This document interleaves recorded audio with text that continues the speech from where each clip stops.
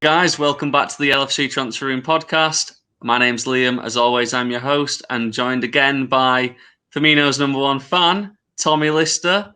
Your mate was injured. How do you feel? Not feeling too good today because Liverpool are playing tomorrow. But other than that, I'm being good. I've been good. I'll ignore the Fimino injury dig joke, but yeah, I'm doing good. It's probably for the best the way that the fans have been going at him recently. But we're also joined, of course, by the fact man himself, Richie. How are we? Yeah, okay, thank you. The less said about the weekend, the better. On to the next one, Leipzig, and hopefully we get through. I'm sure we will. I mean, the way that the since the away leg, the way that the games have been going, I'm leaning more towards, oh my God, they're actually going to overturn this 2-0 now, and I just can't bear to think like this. But we will jump straight into it, and less of the depressing news. And I've just looked at the first thing on our agenda. Rumours of Mr. Mo Salah out the exit door.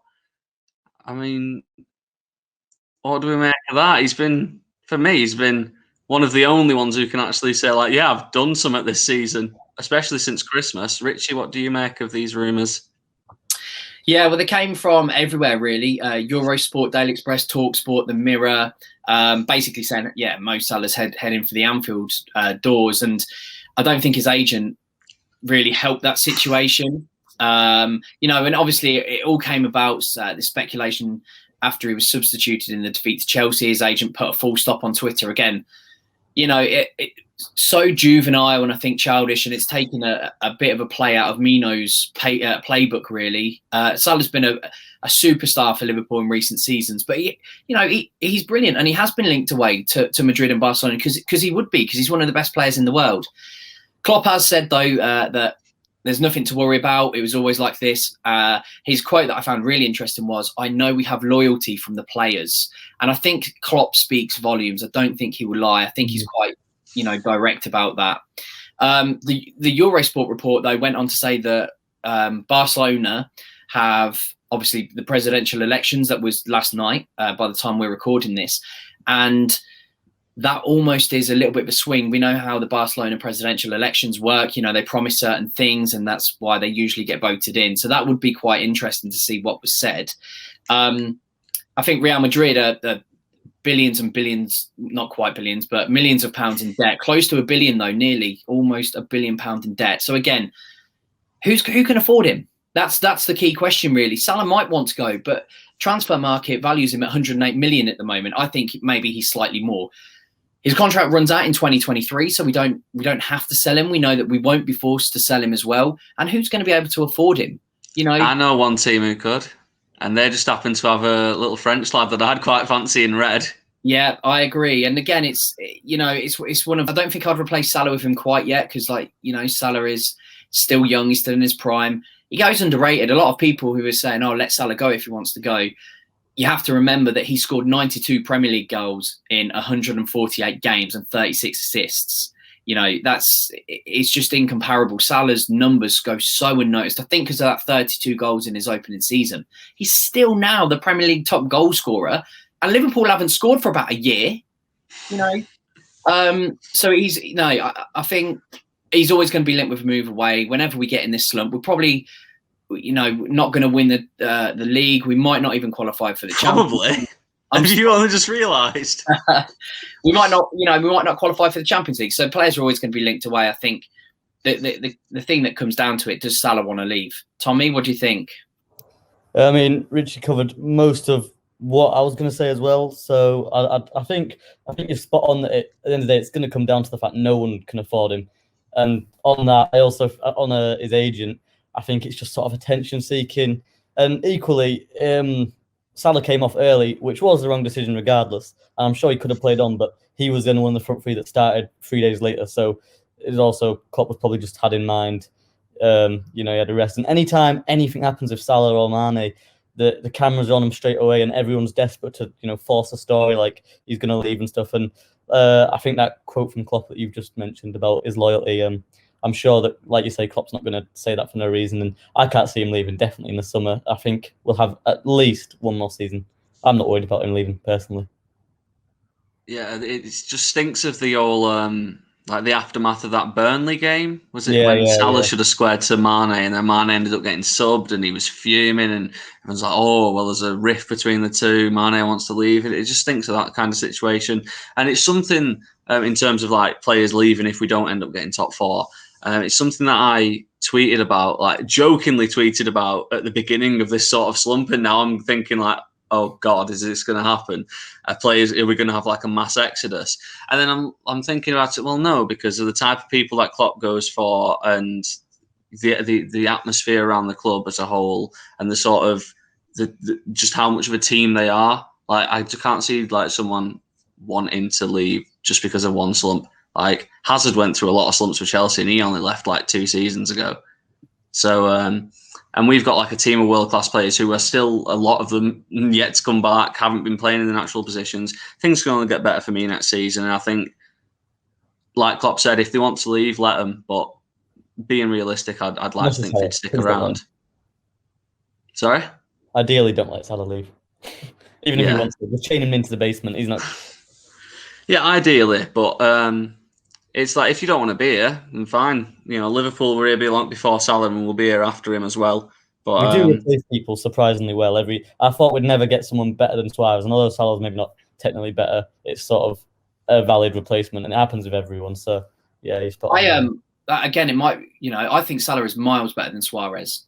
I really do. It's his work rate across the pitch. It's everything. Richie, it's not your unpopular opinion this week, mate. I know, but I will die on this hill that Salah is so much more impactful than Suarez ever was for Liverpool. Maybe not, impactful. He's not a better player, but I know exactly what you mean. But as a footballer, he's not better. I think he's contributed to Liverpool far more than Luis Suarez. He will have a bigger Anfield legacy than Suarez does, of course. But Rodgers. I put it this way. I would be more upset to see Salah leave than I was when I saw Suarez leave. I get that. That's understandable. It's understandable. Yeah. It'd probably be like on a par for me. Same. But heartbroken both times. Well, saying that, if he goes to, I don't know, PSG, then for millions and millions, £200 million, and they throw Mbappe in, then yeah. You're overestimating how good Michael Edwards is there. I don't think even he could pull that deal off. But yeah, enough on the sad news. Let's look to an incoming or a potential incoming player. Once again, it's a midfielder. This time it's Houssem Aouar from Lyon, who I'm sure we're all aware of after the whole transfer saga surrounding him and Arsenal last summer. But it's again one that we've been linked to, and it's likely going to be that Gini Wijnaldum replacement that we were looking at. Tommy, do you want to take the reins on this one? I think Aouar would be absolutely perfect as a Wijnaldum replacement. He's young. He's like that. He's the perfect age sort of mold that FSG or Klopp or whoever it is, the transfer team look at when bringing in new players. That sort of, I think he's somewhere between like 22. 22. He's 22. Yeah. He's going to be breaking up in towards his prime. He's got time on his side. Unbelievable dribbler, passer. Quality player. I don't know how much should be valued at. I think we've mentioned it before. That it looks like there's going to be some sort of financial crisis going on over in France. So I don't think it'd even take too much money to price him out. Well, last summer they turned down £35 million from Lyon, and was it that from Arsenal? From Arsenal, Lyon turned down 35 million. Yeah, sorry, but I think like their president come out and said something like it was like miles off or something along those lines. It was just well off what they were looking for. But like you say, with this whole, which we discussed a few weeks ago, the whole TV deal situation in France, you're getting bargain players over there. Richie, Aouar, what do you make of him? Do you know what? It's one of those that I've been waiting for us to be linked with, because it was just a matter of time that we're linked with this player who is, if he carries on the way he is, he's going to be, extremely exciting. He would fit into this Liverpool team perfectly as well. So it's one that I was waiting for. And Neil Jones from Goal and it was from the Mirror as well. Have both came out with this week that he is one that we are looking at, along with Yves Bissouma as well. So I'm sure we'll look at him as well. But it's one of those that he's only going to get better. He's already played 161 times for Lyon, and he scored 30 goals and got 30 assists. So again, he is that progressive third player that we need, and we say it every week, don't we? As well, we've got Newhouse, we've gone through them all, I think, so far. So yeah, he's got a very good progressive passing percentiles in the 99th percentile for progressive passes, and really it only looks like at the minute our current midfield navigator is making those passes. What we mentioned last week, what we mentioned with the Redbird deal, is that Wasserman might just help who obviously, Redbird, the potential new owners, might come in, and Wasserman's on there, they have a stock in them. He's actually represented by them as well. So that could help us out. But yeah, you're right. I think with what's going on in France at 35 million, Leon might just snap that up now, especially because it's a year less on his contract as well. So yeah, I would be more than happy with that. And, he's a player that we need. I don't think there's any point in replacing a Gini Wijnaldum, because I thought that's what we got Thiago for in the first place, to recycle play, to be that almost, conductor in the midfield. This is a completely different player, and I think he would suit the Liverpool team really well. Something interesting as well, averages 3 shots per game, and we are not shooting from midfield. I also had that written down. Yeah, and the goals have dried up, haven't they, at Anfield? And it can't just be about the front three all the time. Someone else has to chip in from midfield. So we say it every week, we need a goal-scoring midfielder to chip in with those goals. This guy's got it. He's 22. Fingers crossed. Yeah. Tommy, you wanted to add something, didn't you? Really quickly before I move on, and I specifically remember Dave Maddock. I think he writes for the Mirror. He's mentioned in the past that he's a player we've monitored, scouted, and been heavily interested in. I know, especially as that's clearly a problem area, I honestly think that's a player we could really, have serious interest in. I really hope it is, because it's as good as it gets, really, in that kind of category. Yeah, and just one more, sorry. His versatility is something that will massively influence Klopp's decision as well, because he can play as central midfielder, he can play as a 10, and he can also play on the left.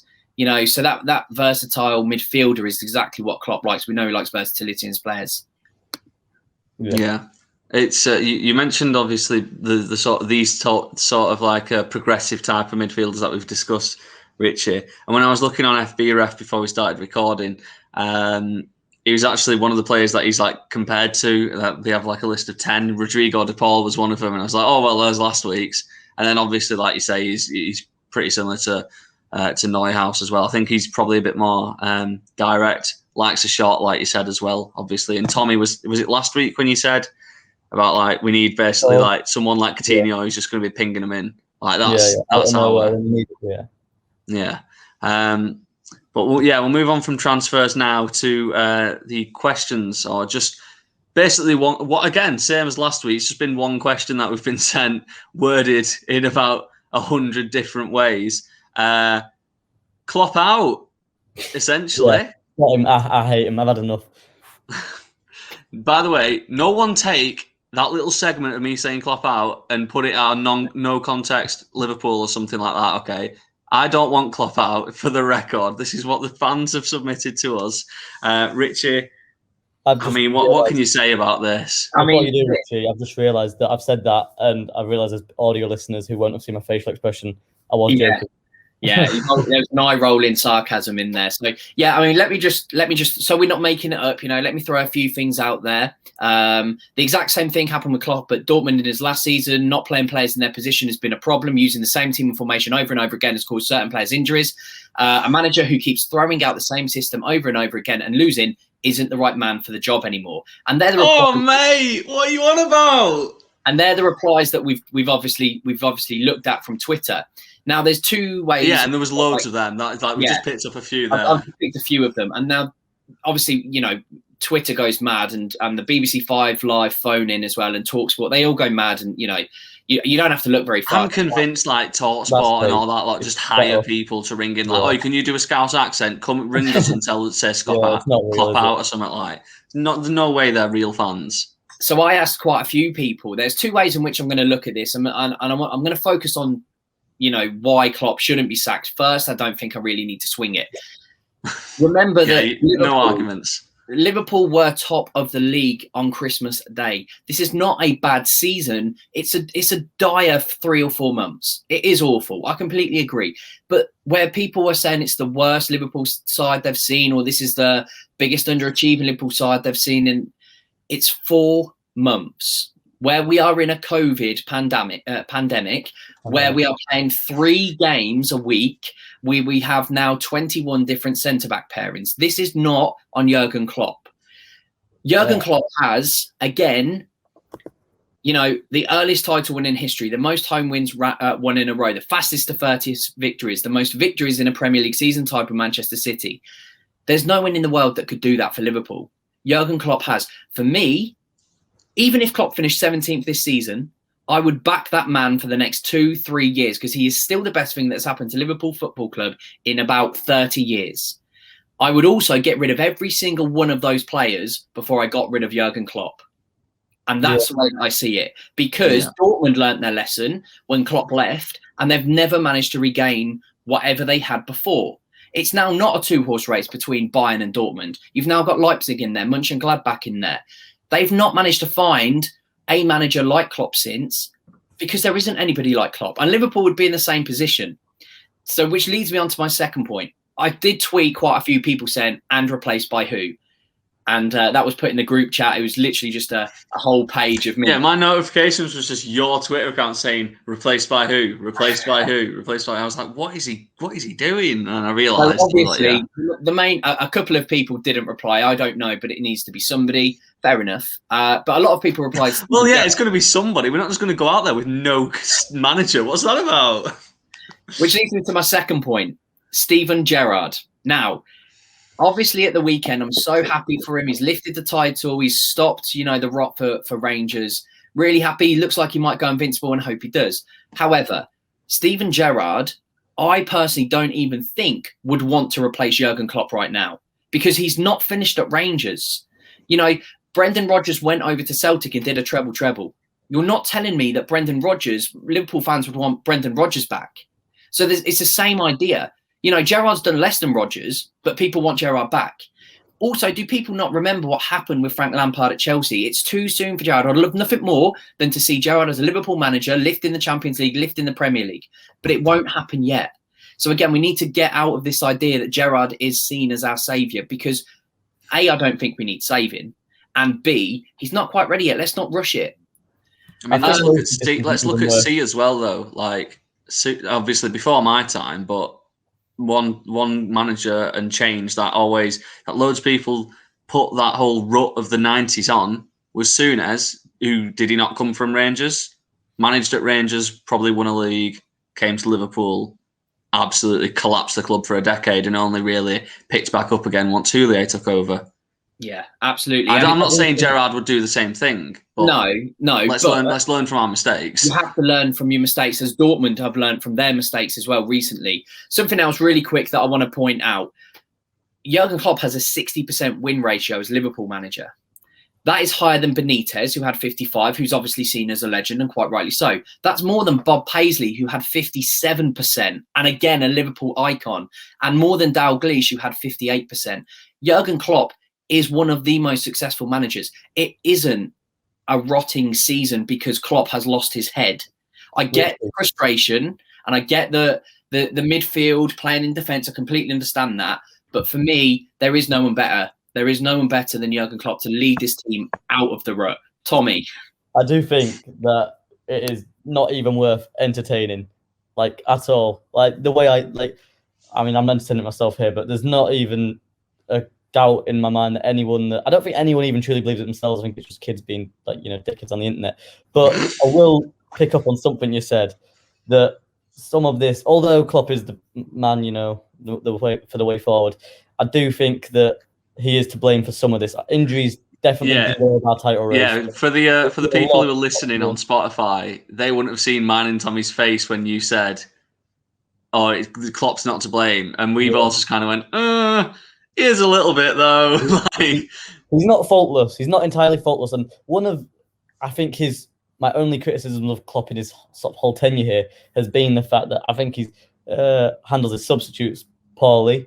And I do think that the 4-3-3 system is incredible when we've got, a full 11 and Klopp's ideal team that he's built and wants. But when you're missing so much key personnel and we work on, perfecting the finest margins, it's got to change. And especially when there's such a large sample size of games of it not working anymore, I think there's been a bit too much stubbornness. But that's not a criticism of Klopp to the point I want him out or anything. I love him more than anyone. I love him more than my own parents. But don't let them leave. Don't let them hear that. I think that he also can be questioned this season because like a lot of our world class players, no one at the club this year has been up to their standard. I think that's right through everywhere. Yeah, and you see it so much on Twitter, like. You criticise, people criticise Klopp for subbing off Salah against Chelsea. People criticise him for not making changes, and then when he does make changes, you just can't make you happy. I'm like, mate, the guy is not he's not some omnipotent being. He's open to criticism, and he should be criticised when he makes mistakes. And when we go on a 6-game losing streak at Anfield, despite the injuries, that should not happen. And he should be criticised for it. There's no way in hell he should be replaced. And who, as well, going back to it, which I always like to do, who is working under FSG and not only getting the results that Klopp has got for the past few seasons, but is going to take us out of this rut and put us back into a team that strikes fear into everyone who comes up against them, a stadium that no club in world football wants to go to, which it just isn't at the moment. And who do we get? It's like what you say, Richard. Who do we get? And who works under FSG, under this budget? And 2024. Exactly. Ridiculous. End of segment. Yep. Thank you very much for listening. I hope you all agree with us, because if you don't, you're a fool. Richie, you've got a fact for us. I'm losing. I'm 2-1 down. Let's equalise. Come on. Let's do what Liverpool can't do and score. So I'm sticking on the topic of win rates as Liverpool manager. Oh God, Richie, what are you doing to me? So I figured because you two are quite young guns, we're gonna just go from 1990. All right. So, which Liverpool manager since the year 1990 has the most defeats? So we'll give everyone at home 3 seconds. I'll repeat it. And I think whose turn is it first? Liam, it's your turn. I'm first. Your turn first every week, Liam. You went first. You literally went first last week. I don't know. We need to investigate that, but I'll do that after the episode. Everyone at home is getting more than 3 seconds because I cannot even. Because it's got to be someone who's time's up. It's got to be someone who's been here for long enough to accumulate enough losses for them to. Again. And also, I can't even think of our managers during the 90s, which is really bad. You've got to enforce some rules here. It's taking a long time. Your time is ticking. You've got a couple of seconds left. Right. Okay. I'm going to go with... Stalling. You're stalling. No, I'm not. Shut up. You're going to pass. Benitez. No. Benitez. No, I've changed it. Tommy. I want to say Roy, but I don't know if the sample size is there. Maybe even Brendan. I don't know. Brendan. Back over to Liam. Houllier. Back over to Tommy. No way. Roy. He was here for about 7 years. Roy. No, not Roy. Back over to Liam. Come on, boys. Oh, Souness. Oh, shit. I don't think it is. I swear Souness weren't even there for that long. Was it Roy Evans before Houllier? Have I got that wrong? It was Roy Evans before Houllier because they joint managed for a while, but it wasn't Evans, so it's Tommy's turn, and he's going to go with Souness. And that is the correct answer. No way, man! Is that How long was he at the club for? I thought it was like a season. So here we go. I'll lay down some facts for you. Graham Souness lost 46 games out of 157, and he only won 66 games, giving him a 42% win rate from 1991 to 1994. Hodgson only lost 9 out of 31. He only had 31 games. He wasn't there long enough, and Tommy was right. That sample size wasn't there. But the most losses as a Liverpool manager goes to Tom Watson, who played 742 matches and lost 272 games. And that was in the 1890s. Yeah, that's not real football. So yeah, I'm in We had an pain, advantage, and it's still 3-1, and first next week to go 4-1. Do what we did at Old Trafford all them years ago. Oh dear. Right. Well, I need John Arnorisa to swing a bloody crossing onto my head so I can get the comeback going next week. This is not good. You need to do like a Origi-inspired comeback. Yeah, I need Origi, Gerrard, someone. Get me a comeback. Probably not Origi. Let's move away from this segment. I'm upset again. The worst part is, I'd be on 2 points if you didn't take that round away from me the other week.